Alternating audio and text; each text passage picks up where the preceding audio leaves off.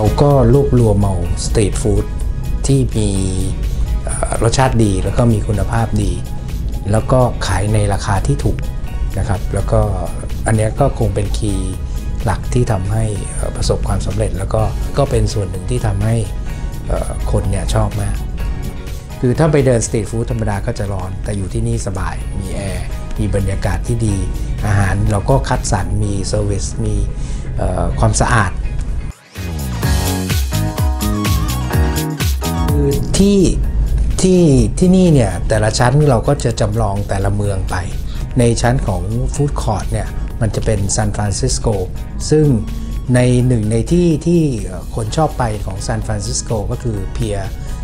39เราก็เลยจำลองเอาเพียร์39ที่ซานฟรานซิสโกมาไว้ที่นี่แล้วก็สร้างเป็นบรรยากาศของฟู้ดคอร์ท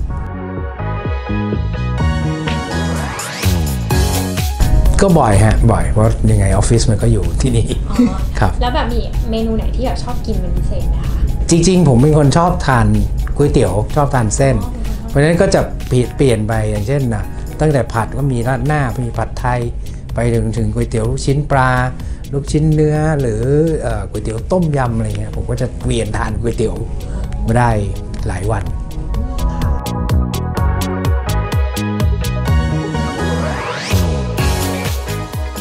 ครับก็เราก็เชื่อว่าตัว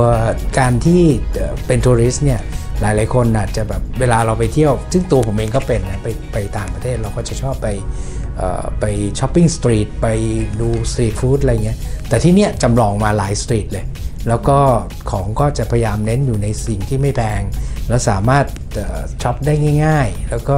ทานได้ง่ายๆแล้วก็มีสตรีทตั้งแต่สตรีทฟู้ดจนกระทั่งถึงร้านอาหารไทยจีนฝรั่งญี่ปุ่นมีหมดนะครับก็น่าจะเป็นที่หนึ่งที่ทัวริสต์เนี่ยมาพักผ่อนหรือว่ามาช้อปปิ้งหรือมาทานข้าวได้โดยที่ไม่เสียเวลามากแล้วก็อยู่ภายใต้บรรยากาศที่น่าตื่นเต้นน่าถ่ายรูปนะครับ